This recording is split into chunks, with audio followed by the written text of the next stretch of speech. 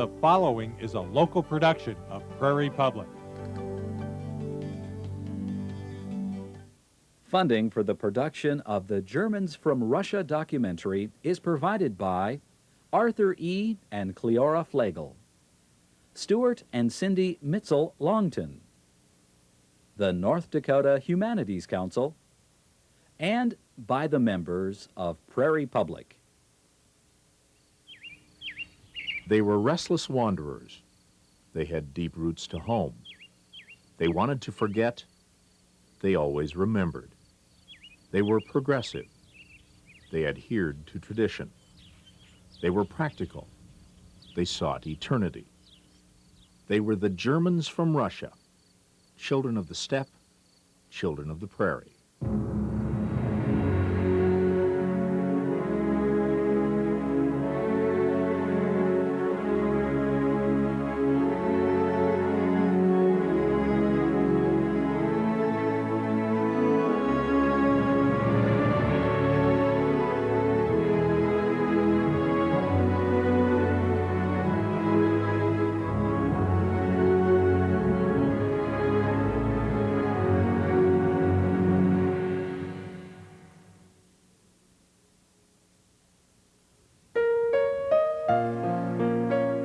This is the story of the Germans from Russia, agricultural pioneers on several continents whose quest for land and peace shaped them into a distinctive and enduring ethnic group. I think the Germans from Russia, if they're not the most misunderstood ethnic group, were at least one of the most misunderstood ethnic groups. And it goes way back to practically the first day when Germans from Russia came to the New World, to North America. Their very appearance led people to believe they were Russians. The men were dressed in long sheepskin coats that were very tight-fitting at the waist, and then they would fan out like a skirt below. They had high Russian boots. The women were in Russian-looking head shawls. Some of the people carried samovars. They had their pockets full of sunflower seeds. Everything about them smacked of Russia, smacked of the steppe. But the people would say they were Germans. They were Deutsche. People couldn't quite understand this. So how could they be Germans and come from Russia? Large-scale immigration of German-speaking agricultural settlers into Russia begins with the ascension of Catherine, a German princess, to the throne of Russia in 1762. Called Catherine the Great by admirers, the new Tsarina issued her Manifesto, a formal document designed to protect her empire against hostile Asiatic tribes by developing great tracts of land along the lower course of the Volga River. To Western Europeans willing to farm in Russia, Catherine's manifesto offered free land, local self-government, and freedom from military service. Thus, in 1764 began the first great wave of German-speaking agricultural settlers into Russia. Recruited from Western Germanic provinces and northeastern France, areas suffering religious strife, heavy taxes, and destruction from the 7 Years' War, about 7,000 families embarked from ports on the Baltic Sea. Most of them went to the port of Lübeck on the Baltic. From there, they went by boat up to St. Petersburg area, and then by land down by the Volga, following it to the area of Saratov. It was a long and strenuous journey. The second great wave of German-speaking settlers into Russia began in 1781 into New Russia, an area won in war with Turkey. This migration continued for years, especially after 1804, when Tsar Alexander I reissued his grandmother's manifesto. The reasons were much the same as earlier: oppressive social conditions, war, this time of the Napoleonic era, and wanderlust. The Germans from Russia, I think, have a curious emphasis on two things that seem to be completely at odds with one another. And one is an emphasis on roots, this feeling that you have to know who you are, you have to have a place that you call home, that there is a love of Heimat, of a homeland, but at the same time, there is also an emphasis on mobility. There is encouragement that whenever things get too bad, too difficult, don't be afraid to spread your wings and to go elsewhere. And when we go back to the German records, we often find for many of the families that would later become German Russians, they had been wanderers even within Germany itself. And then it almost seems that at the time when the great call to Russia came, it only made sense to go there and to establish new settlements. From various Germanic provinces, farmers and craftsmen departed for New Russia. Some trekked overland, many boarded barges on the Danube River, and at Vienna joined cavalcades of covered wagons, which greatly resembled those of their grandchildren almost a century later on the American prairies. By 1768, the Germans along the Volga founded over 100 villages called mother colonies along both sides of that river. By 1823, the settlements in New Russia stretched along the margins of the Black Sea, from the Caucasus to Crimea, and across Ukraine, including Bessarabia, Dobrudja, and Volhynia. Overall, there were more than 3,000 villages of German-speaking settlers, islands in the great Russian Sea. The culture of the Germans in Russia was isolated, in that the Germans themselves tried to keep to the confines of the colony and the lands bordering it. They did not mingle that much with neighboring peoples, and even Catholic Germans in a colony would not mingle that much with Protestant Germans who lived only a few miles away. In a sense, it was very isolated. But I don't think we should fool ourselves for even a second to think that the culture was so isolated that there was just no outside contact whatsoever, and that what they had was an exact duplication of what could be found in Germany in the late 1700s or early 1800s. Because early on, when the German Russians came into contact with the Russians and Ukrainians in the very first days of pioneering, which they had to because there were not hotels all along the way to take people in. They had to move in literally with Russian and Ukrainian peasants. And that is where I think the very first meeting of the cultures came about. Foodways, mannerisms, few words from the Ukrainian or the Russian language. All of this started to come into the culture of the German Russians very early. The German-speaking settlers were also different from each other in speech, origin, and religion.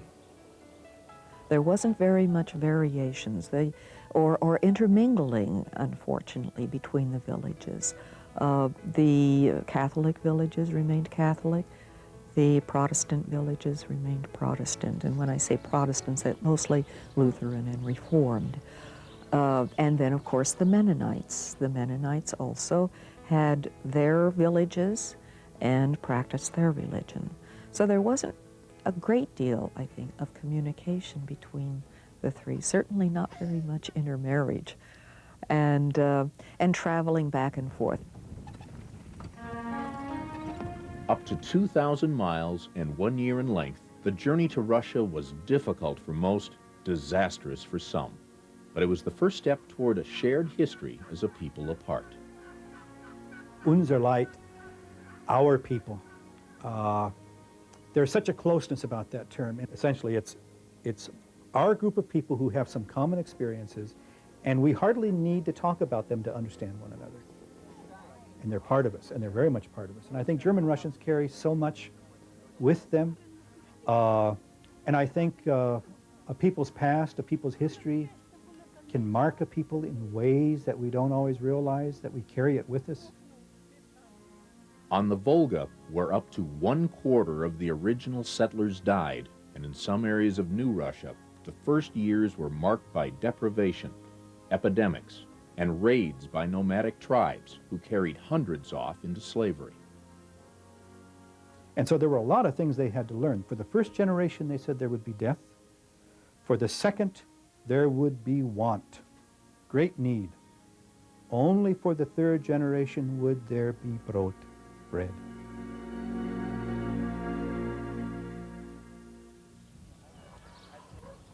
Villages resembled those in their German homeland, with church and school in the center, houses edging several long streets, and farmland in the outlying areas.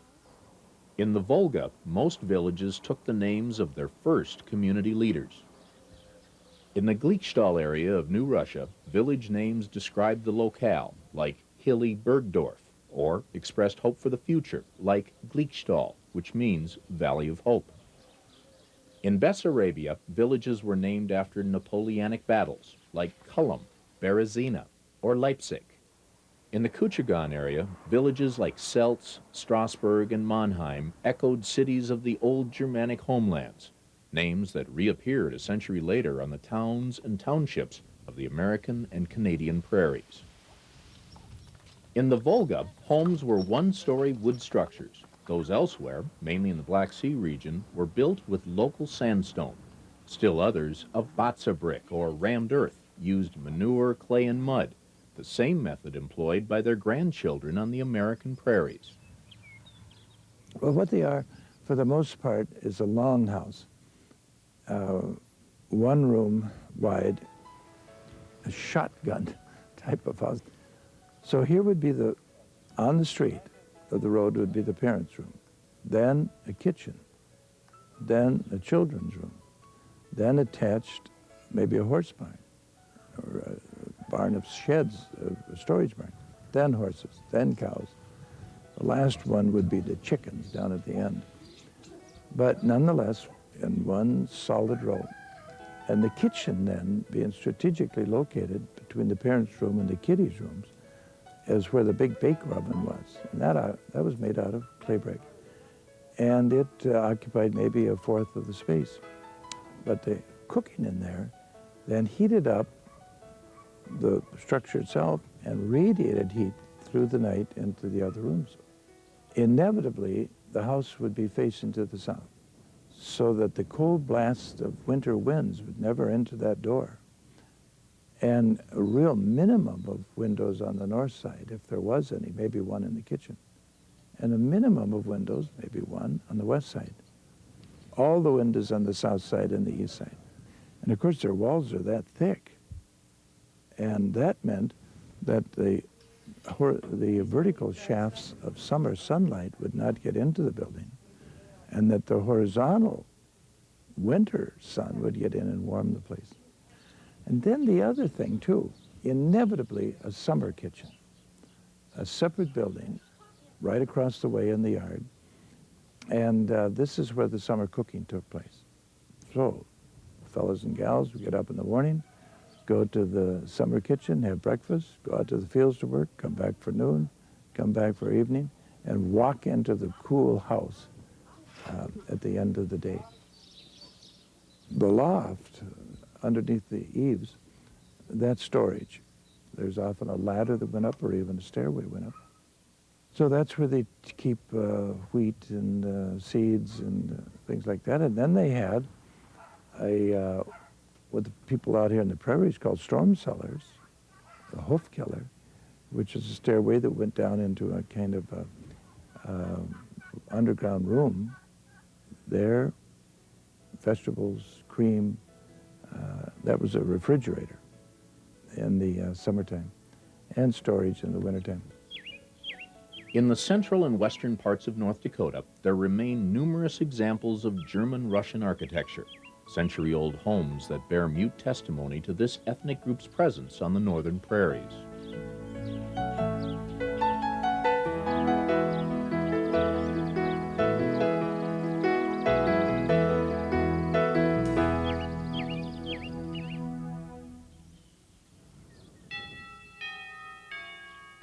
Even though their steeples were lopped off during the Stalinist era, churches built by the German Russians still dominate village landscapes. Once used as granaries, garages, and cinemas, many stand empty. Others have been converted to Russian Orthodox churches. For the Germans from Russia, big, monumental churches. And they were poor people. But in Russia, here they are, magnificent churches. And not just from the Catholic tradition, the evangelical, the Lutheran tradition too, monumental churches. Maybe the church represent the village. It's us, the symbol of us. Schools were not that important. The church was. And just like in the old towns of Germany, the great cathedral that was there, that's us, our people. Maybe they went to Russia, did the same thing. Came to the United States, same thing. It's us, our people. Church and religion stood at the heart of German-Russian life. There was a quote by a German-Russian Lutheran pastor, which was something to the effect that the steppe awakened in us a deep and an ardent longing for eternity, infinity, and God. If the people had been religious in Germany, they became ever so religious in Russia, where they seemed to be there in the very middle of what seemed at times to be a wilderness and at the mercy of so many elements. If the economy was based on wheat, the village life, both socially and religiously, I believe was based upon the church and the church celebrations, the attendance at church functions, the church feasts, the life rhythm, the life pattern came from the church year. With considerable farming skills and energetic industry, German villagers made the steppe bloom.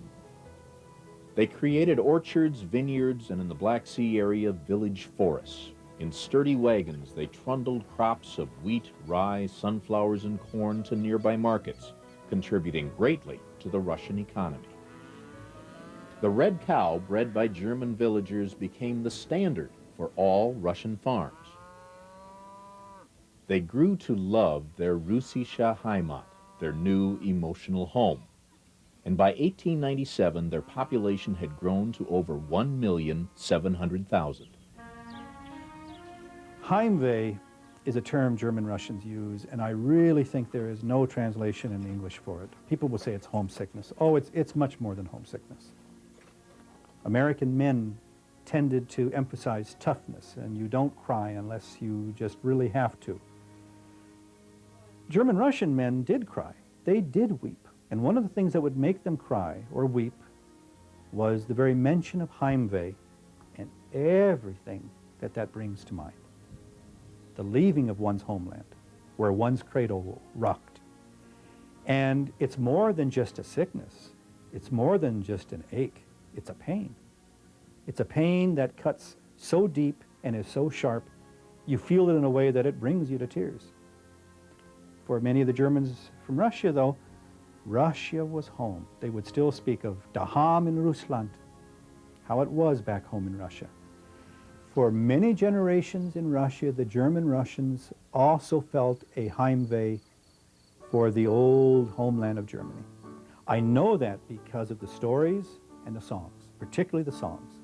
Da sitzen wir so freudig beisammen, und wir haben einander so lieb. Wir wünschen uns allen das Leben, ach, wenn es nur immer so blieb. Despite the heartache of settlement, repeated crop failures, and other hardships, life in the German colonies had become a paradise on the steppe. Why did they leave that paradise for America? In the last decades of the 19th century, Russia grew increasingly pro-Slavic. Privileges granted by the manifesto were erased. The special status of the German colonists lowered to that of the Russian peasant. And even the eternity of freedom from military service was redefined to mean only 100 years. I think for the Germans from Russia, they could see danger on the horizon. The Russians were taking away their independent German school privileges. They were beginning to superimpose the Russian language on them. They were drafting them in the army. Maybe the church is next.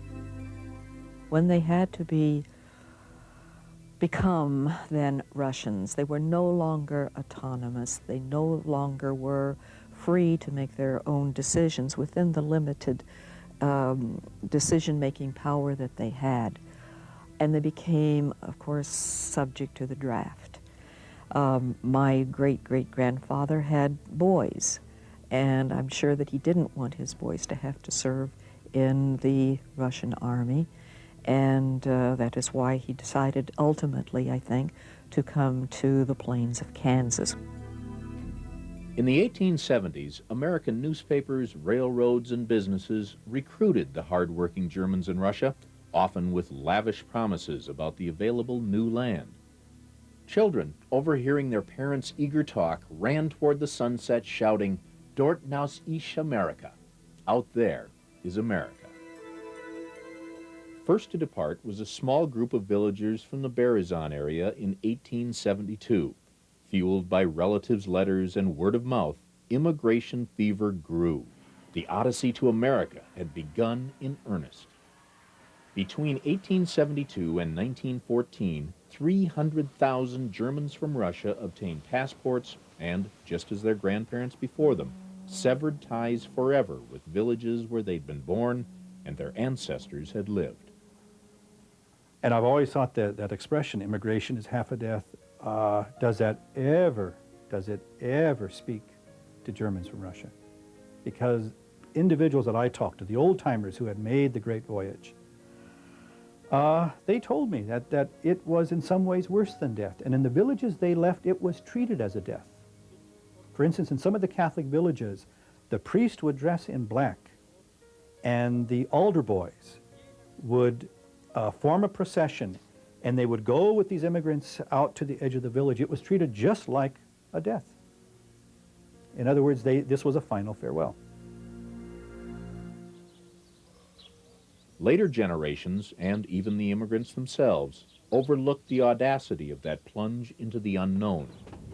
From train stations in Russia, they traveled together, small groups of relatives and friends sharing the same dialect and religious beliefs. For some, the new world began before they'd even left the old one.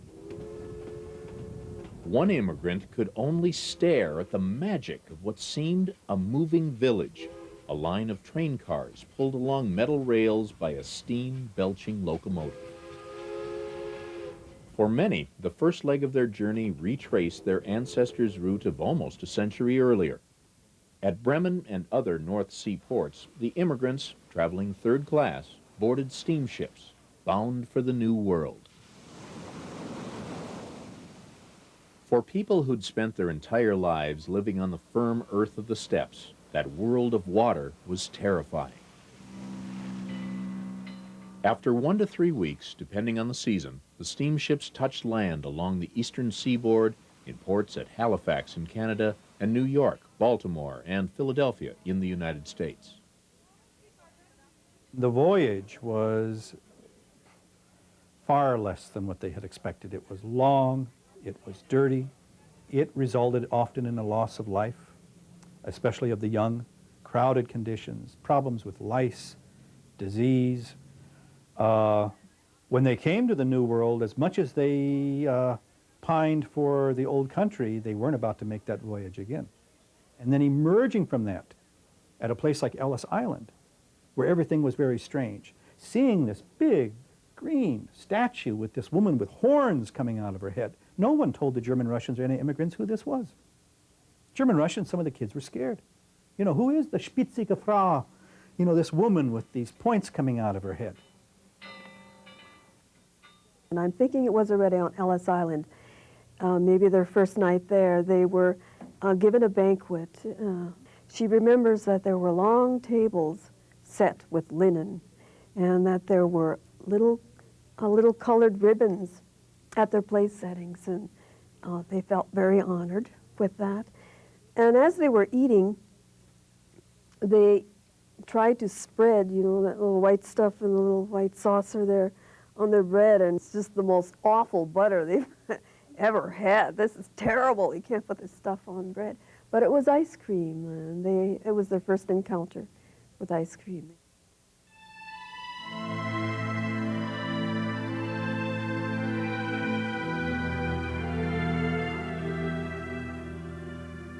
Only 1 in 4 Germans in Russia left for America. Those who remained behind endured much. Between 1915 and 1945, over 1 million Germans living in Russia died as a result of civil war, shootings, deportations to Siberia in both world wars, forced labor, and starvation. The terror famine of 1932-33, engineered by Stalin's harvest quotas, claimed more than 7 million victims in Ukraine, among them 250,000 Germans in Russia. At its height in the spring of 1933, 1 person died every 3 seconds. Greetings in God's name to all our relatives and friends, scattered all over in America. I must tell you that Father has been dead for 2 years now, but at least he doesn't have to suffer this terrible hunger. Many people have died already. Your brother-in-law Jacob and his wife are also gone.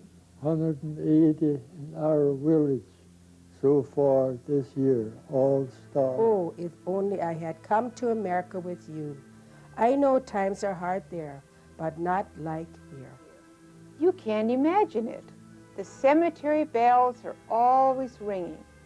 Up to 8 people a day die. We are in tatters. All we have left is the clothes we wear. The rest, even our pillows, we have traded for food which never lasts. Dear Mama, I have such awful hunger. Find me some food, but where shall I look? To whom should I go? We're forgotten people, lost to all but God. It was sad. It was a sad thing when they told you how they sometimes cried, didn't have enough to eat. And I remember one time they said they even ate the potato peelings that somebody else threw out. My mother and my grandmother, they used to sit and cry when I read these letters to them. So I had to make up the letters a little different than they said, you know, because when they said they didn't get the flour and didn't get the sugar, I tried to skip over that. And finally I had to tell them because they didn't get anything, so they couldn't bake bread. 36 is the last we heard from them, and I think they all went to Siberia, and that was the end of that, because that was just like shutting a door. We never heard another word. Scattered by World War II, few Germans from Russia still live in their former villages in Ukraine or the Volga. With the end of the Cold War era, many have now returned from the far reaches of the former Soviet Empire, from places like Siberia and Kazakhstan, to Germany, the land of their ancestors. In Stuttgart, at a gathering called the Bundestreffen, over 50,000 of these Germans who'd once lived in Russia meet friends, family members, and sometimes their American relatives. After a century of separation, the 2 branches of the German-Russian family, those who immigrated to America and those who remained in Russia, are reunited.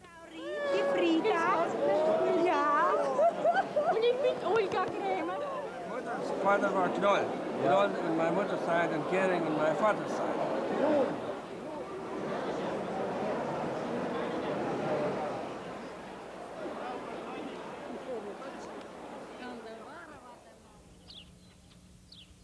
American descendants of this ethnic group also visit their ancestral villages on the steppes, the land where their grandparents' cradles were rocked. You fly to Odessa now? Yeah. Okay, that's where you fly to Odessa. This would be the gate for Odessa. Yes. Okay. Boarding time 8:55. I feel, you know, I've done genealogy work since I was 20 years old, and I feel this is my climax.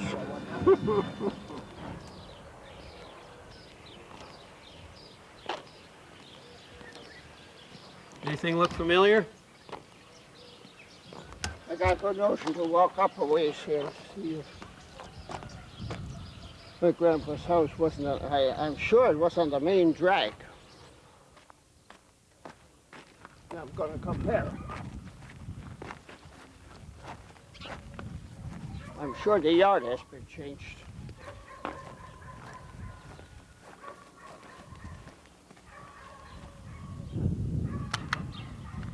Okay. This is Friedenstal. That's where my parents were born at 1875 and migrated out of here in 1898 to America. This is the village they lived in. And I have a great-grandfather and my real grandfather, who was only 32 years old when he died due to smallpox. They're both buried here somewhere. Where, I don't know. From ports of entry, railroads carried the Germans from Russia into the North American heartland. In the United States, this ethnic group eventually established more than 1,500 settlements. They were dock workers in Baltimore, factory workers in Chicago and Milwaukee. They raised onions in New York, peppermint in Michigan, grapes in California. But most Germans from Russia preferred the open spaces of the Great Plains. Volga Germans settled in Nebraska, Kansas, and Colorado to farm wheat or labor in the beet fields. Germans from the Black Sea area claimed homesteads in the colder Dakota Territory and Canadian provinces.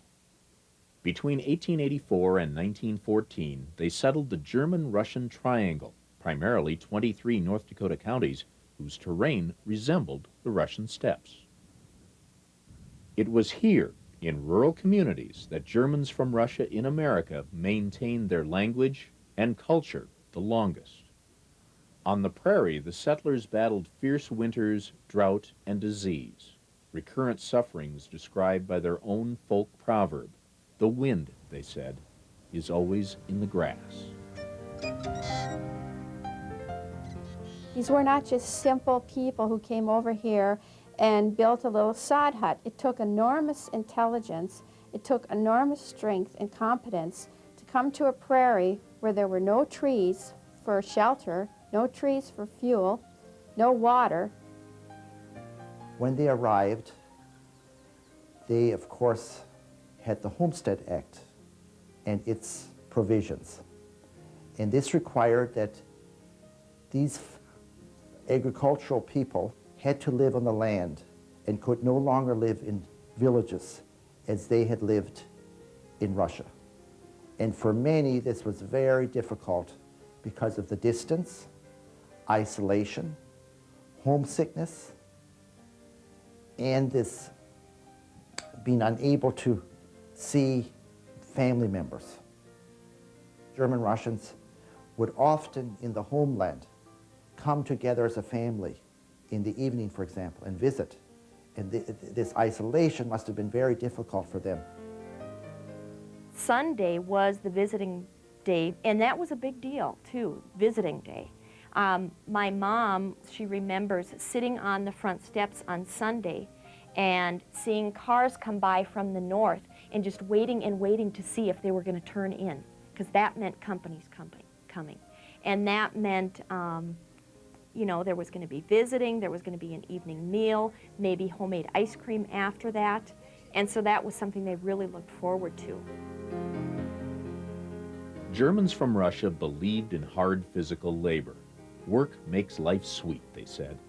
Young children did farm chores, and prairie mothers often labored alongside men in the fields. I was talking to an older woman in her 90s. She was crying. She said it was such a hard life. And she said, in Russia, we had fruit on the ground, we had grapes on the ground, we had apples on the ground, and in North Dakota, we found only stones on the ground. And I think every Dakotan can relate to that when they see the piles of stones in the fields all along the highways that people had to pick, that the earth was so difficult to cultivate. German Russians had an expression which was, praying is of no use. What's needed is misht, manure. There are times you've just got to roll up your shirt sleeves, put the prayer book and the Bible aside, and you've just got to go to it. See, very pragmatic. There was a time for religion, but there was a time when you just had to do things on your own. This is the tombstone of my great-great-grandfather, Friedrich Vossler. He was born 1841 in Russia, and he died here on the plains in 1920. He was one of the German-Russian farmers, all of whom, I think, prided themselves on their great physical strength. And there's a story passed down to me about a bet that was made to him at a county fair. Somebody bet him that he couldn't carry 5 loaded grain sacks all at the same time over 100 yards. So he took one grain sack and put it on one of his shoulders, the other one on his other shoulder, and then he took the third one and the fourth under each arm. So he had 4 of them, and the bet was he had to carry them all at once. And so then the guy thought he had won the bet, but my great-great-grandpa then clamped his teeth around the 5th grain sack and then dragged all 5 of them the 100 yards or whatever distance he needed to win this bet. Rest in peace. And diphtheria was a terrible disease because it was not quick. And when it began, I think family members knew there was very little that you could do. For example, in Zeeland, North Dakota, there was a family by the name of Feist. And in only a few weeks, they lost 6 children and a nephew that had lived with them. And when you go to that Zeeland cemetery today, St. John's, and you look at these 7 iron crosses in the row, and you read that brief inscription, the name, the date of birth, and the date of death, an image comes to mind, and it's the image of these 2 parents constantly returning to the same cemetery and burying still another child.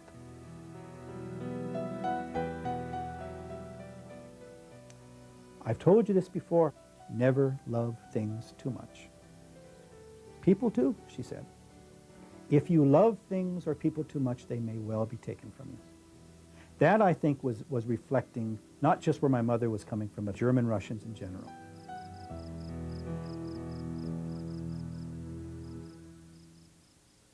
Weekly religious services enabled many to endure difficult lives. On the prairie, Germans from Russia socialized and married within the same faith in an extended network of family and friends. I don't think you could have settled this vast, plain sea of grass, I would call it. I don't think you could have settled that without a real sense of community. It was not possible for one person to come in here and build a little sod hut and survive. They had to pull together. They had to accept each other as members of one great family and one community. You'll see bumper stickers that say, think globally, act locally. German Russians did it the other way around, and I think still do. Think locally, act globally. You might immigrate. You might go from one continent to another. You do some things that are on a global scale, but you're still doing it in a very local way. You're leaving with people of your same village, and you hope to settle in the new land alongside people from the same village or at least the same region. You try very hard to hold on to those old allegiances, those old loyalties, and I think they will die hard.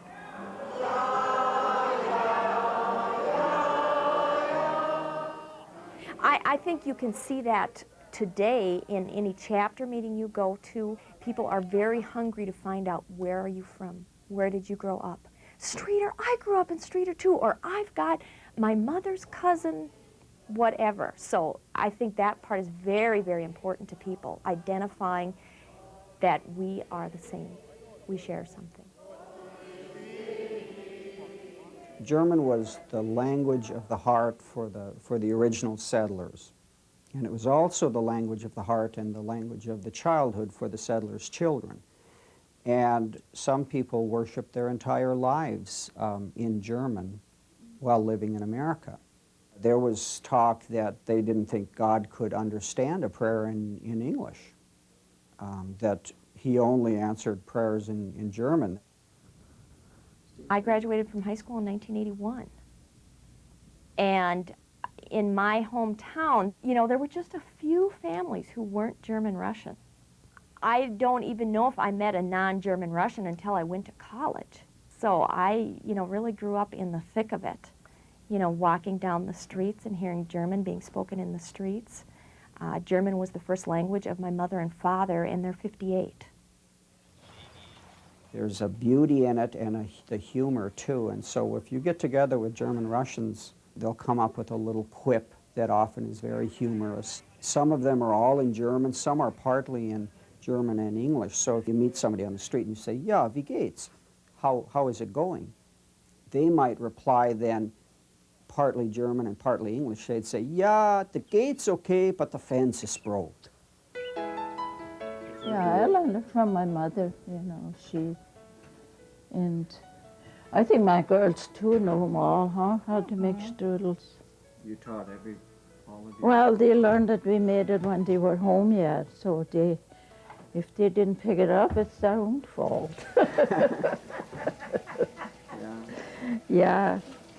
Well, let's try it, huh? We have 5 cups of flour and 1 teaspoon of baking powder. I think it's time to go in with the hands, huh, Mom? Well, you have to add a little more water, I think. Did you wash your hands? Oh, yes, I You did. did. See? Mother instructs. What did you usually serve with strudels when you made strudels? Well, usually we had sausage or whatever you like. This was done what? At least, how often did you make strudels when we were growing up? Once a week, usually Yes. on Saturdays. And then Melvin came in one day and he said, no, we bake choopnoodler. Yeah, you were good at choopnoodler. Choopnoodlers, I don't know, you know what that is? Dumplings. Dumplings, yeah. And then Melvin said, aber alle Samstag do choopnoodler. Now say that in English. What did Melvin say? Every Saturday, strudels, no, Dumplings. dumplings. Yeah. I think this is about the right Ready? texture we wanted. And roll them in flour that you can handle them, that they don't stick to your hands. You know, we can put some sauerkraut into it. Did you bring some? Where's the rolling pin? Did you bring it? What is that called in German, that rolling pin? Isn't that a Virkelholz? Yep. Am I saying it right? A Virkelholz? Virkelholz, yeah. Is this one ready to put oil on? No, that has to be stretched now. Okay, then you So you take it here at the outside and you stretch it, make it real thin. We had a lot of dinners from dough or flour. Knipperstrudler, choopnoodler. Dat langt voor ze alle. Yeah. It's going to be enough for us all, you bet. Couldn't Give see. me a nice long one here. Ja, je stoel al met zwiebelen. Gell? Ja. Nou, laat me niet als ik hem laat start krijg. Dan zijn we wikkelen. Dan moet maar outside aanvangen. Ja, this kept a lot of strudels today. Our next process will be we add potatoes. They're browning up really nice. Ham, Herr Jesus, sei uns gekost und segne alles, was du uns beschert hast. Amen.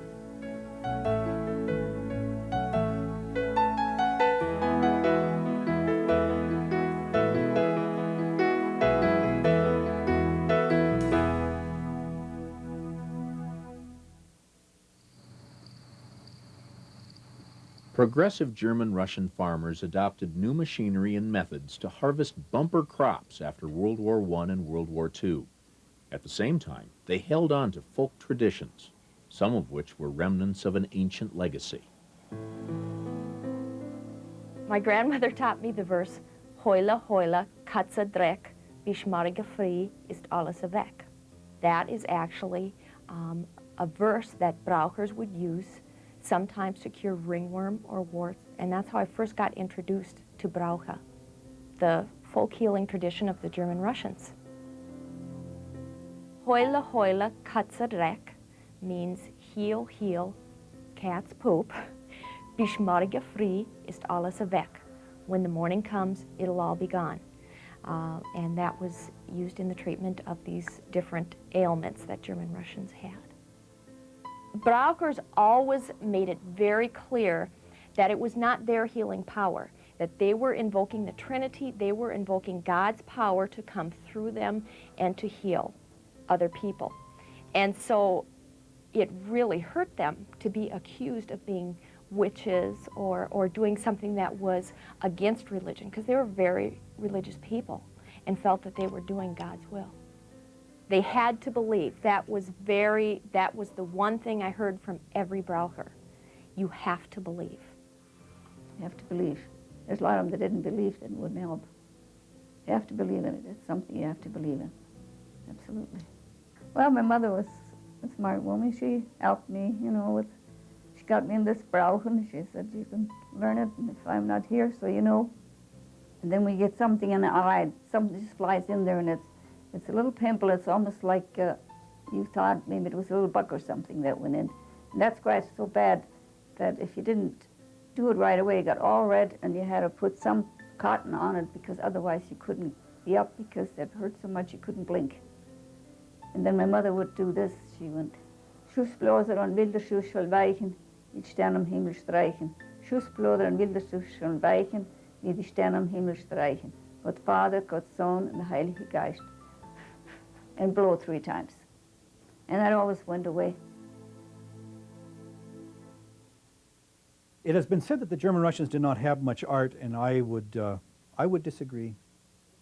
If one is looking for the material, I think you will find it in things like the weaving of the German Russians. Villages had their distinctive weaving patterns, whether in Bessarabia or further eastward in the Odessa area or in the Caucasus. And I've always been particularly impressed at the blacksmithing art, the iron crosses that you will find in the Dakotas, where we find perhaps the largest number of iron crosses anywhere in the United States. And these are iron grave crosses that, when I look at some of these iron crosses, I am just astounded, not only at the craftsmanship, but at the artistic gift that went into it. You will see iron crosses with beautiful lilies that seem to just blossom out of the arms of that cross. You will see symbols, symbols of flowers, symbols of roses, symbols of angels, and so on. Roses don't last forever. Lilies don't last forever. The blacksmith, though, was making a statement in iron that they may not last forever, but this iron cross is going to stand on this person's grave on the prairie for a long, long time to come. It may, too, turn to dust, but it will be a long time so that you remember some good old chap was buried here, or a strong woman, and if only these crosses could speak, they would tell stories. Carl and Katharina, they were soulmates. They grew up on the prairie next to each other, picked buffalo bones together. They were really the promise for the future. They were married about 1907. By 1923, they had 9 children. But 1923 was a bad, bad winter. It was so cold on the prairie, and there was an epidemic. Carl and Katharina had 4 children sick with the diphtheria. And it wasn't getting any better. They were very sick. Carl was not well. He was recovering from smallpox, but decided he needed to get up and get back to work. And Katharina was overwhelmed. She was nursing those children night and day, trying to do everything. When Carl got up from bed and said, "We're almost out of coal, Katharina. I have to go 21 miles to Zealand and get some coal." She said, "Carl, I don't want you to go. Ask your brother Jacob. He'll do it." He patted her hand and he said, I'll be okay. I just need to do this. We're almost out of coal." Well, it wasn't a good idea. By the time Carl got to Zealand, he wasn't feeling any better. He was in a cold sweat. It was clear he wasn't well. They brought him home, and they carried him upstairs to the bedroom. Dr. Grace came and examined Carl and said, "Katharina, he's not going to survive." She was sort of a walking zombie at this point, caring for those small children, so worried for them, and more than a little annoyed with Carl. And there was that moment when Katharina couldn't deal with it anymore. The strain was too great. Carl had been her soulmate, her life mate. She couldn't imagine not growing old with Carl. And she went to the bedroom. She threw herself on the bed and said, "You can't leave. You can't die. I can't run this farm alone. I can't raise these children. You have to get well." He opened his eyes and he took her hand and he said, "It's okay. I'll take some with me." Carl died that night. The next day, Eva died. And within a week, Katharina and Elizabeth were gone. He took some with him.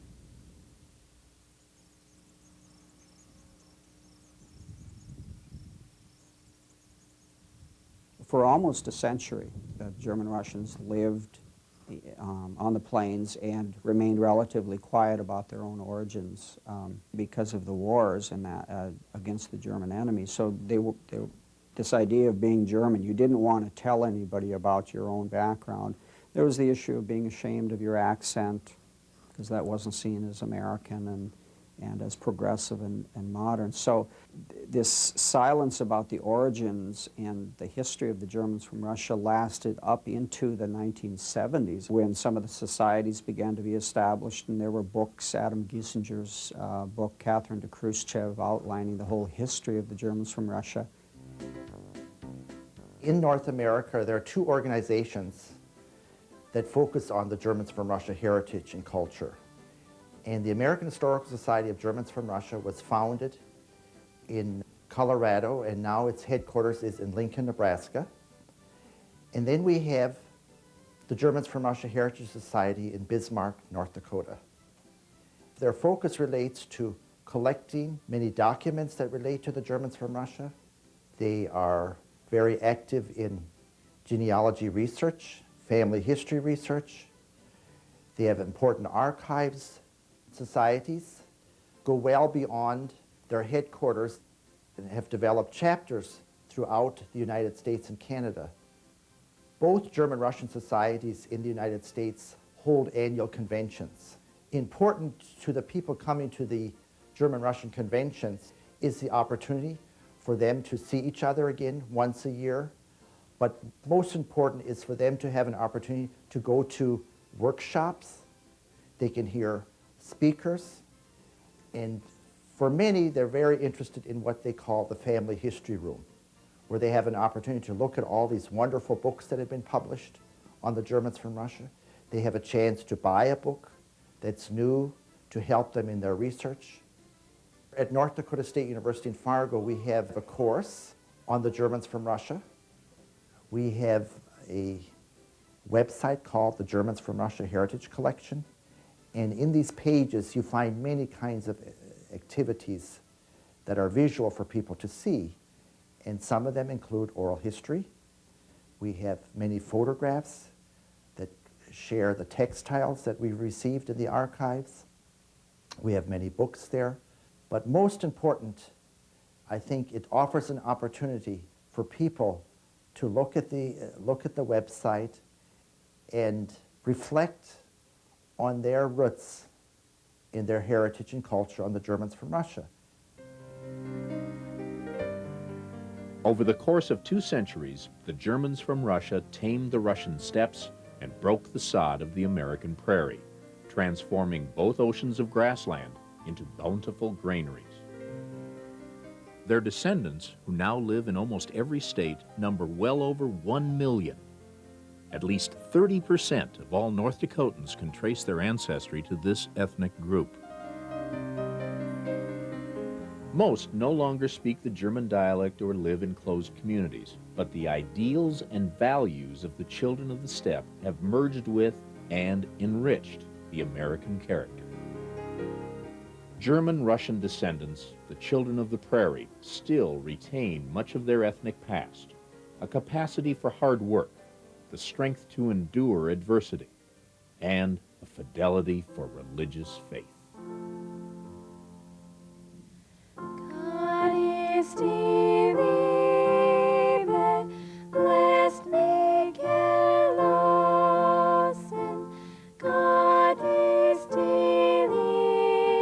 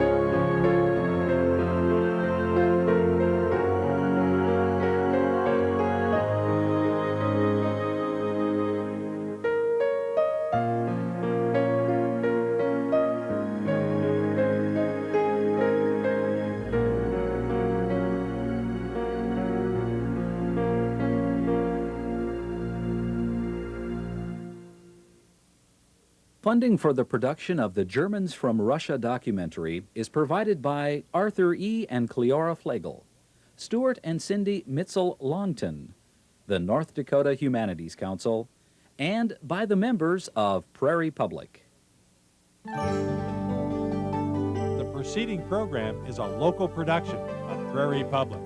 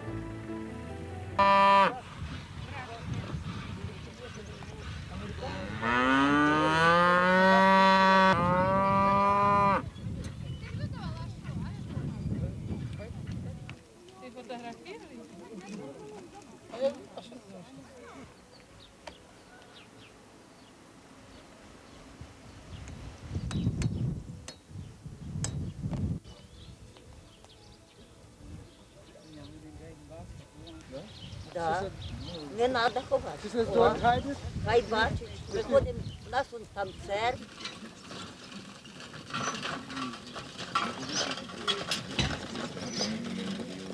Кланяйся. Міхен, тринкен, бач? Так? А як же будеш показувати?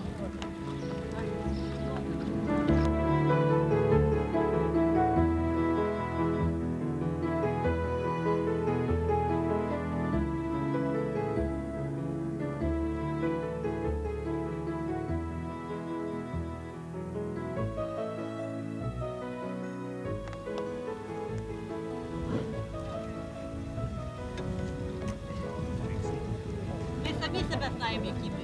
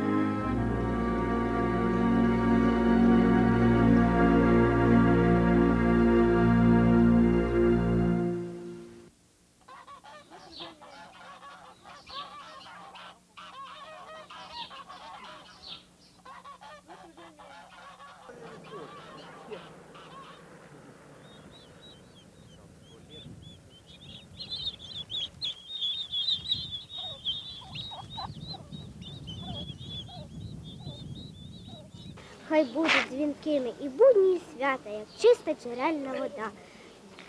It's the great and good wish for all of you, like dear guests. Хороші гості в хату йдуть, зелене є жито женці жнуть. Хороші гості в хату йдуть, зелене є жито зелене. Хороші гості у мене, зелене є жито ще й овес. Тут зібрався рід наш увесь, зелене є жито.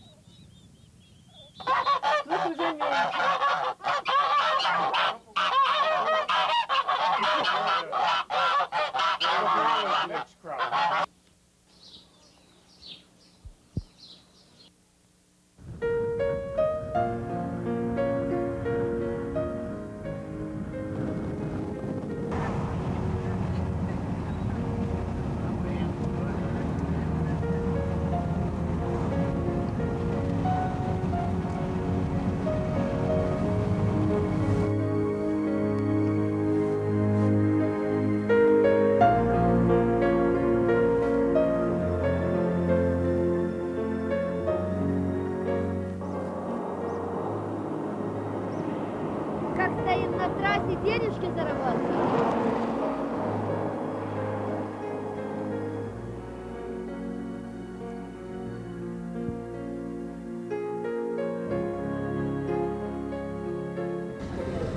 Good jerk on. Ask Mike.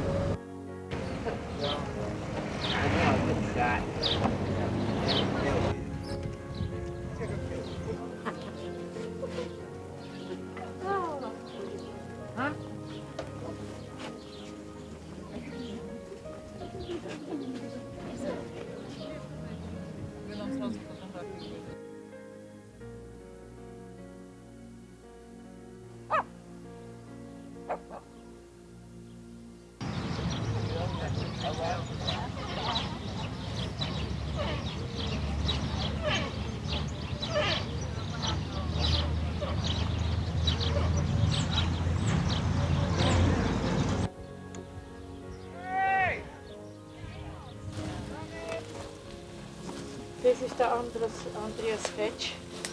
Ein deutscher Junge. Ja, der deutsche Junge, ja. Fetsch. Autokatastrophe ist umgekommen.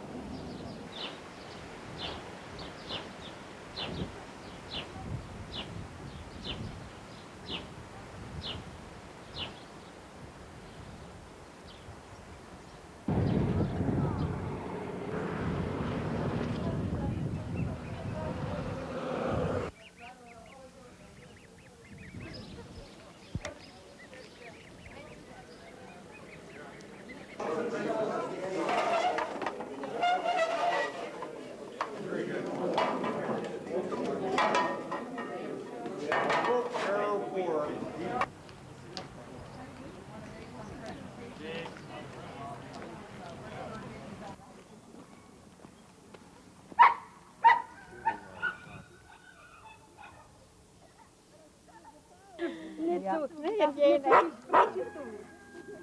will ich ein Gefühl hat auf einer Stufe. Ich will auf diese Seite.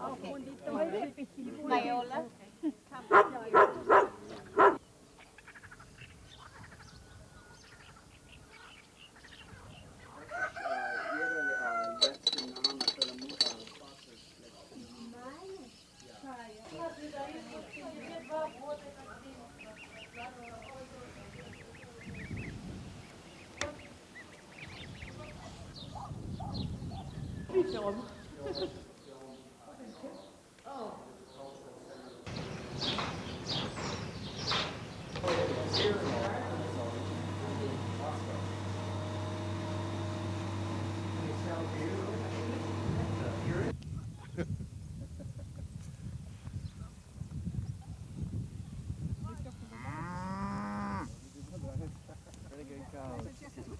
I suggest that we'd better retreat.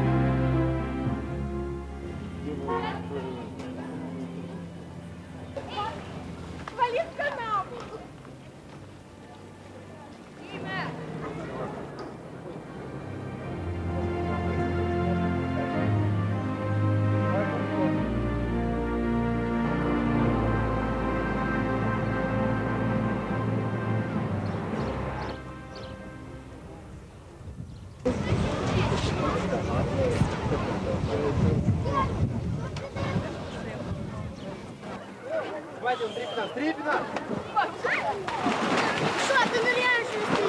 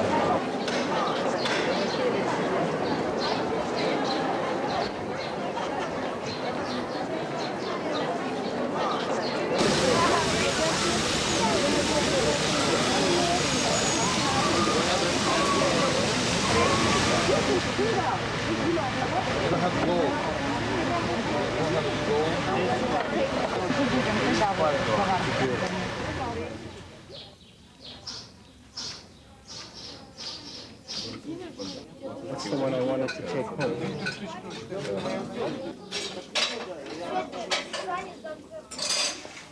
Ну что? Это из джинсов. It's made from jeans. То есть джинсовое ткань. Ага, как бы джинсовое одеяло.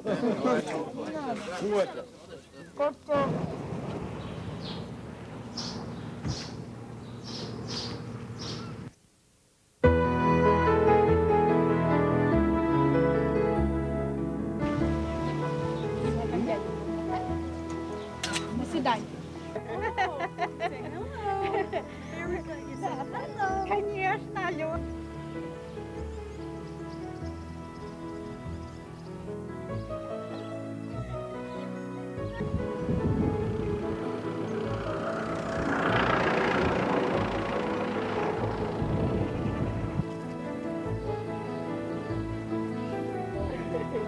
Ja, gut. Das ist es.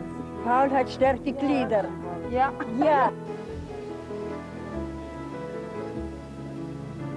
Questions you can ask me, well, my mother, and we'll find answer to any questions.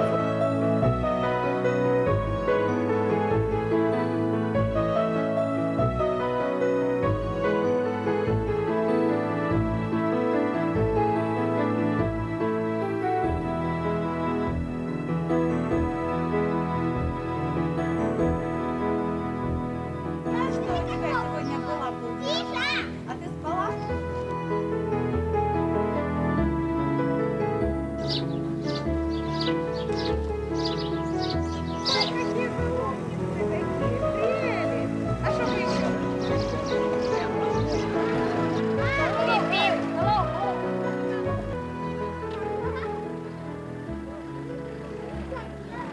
Yeah? Okay, hi.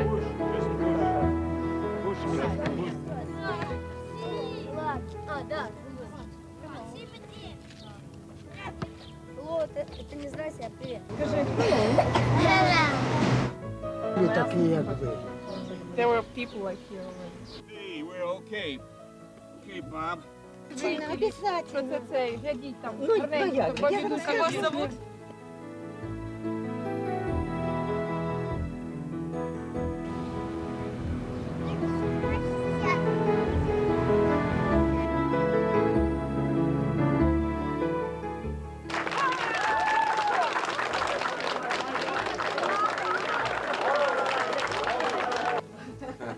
Свет. Сильнее. Ты боишься. Спасибо. Вообще сильнее.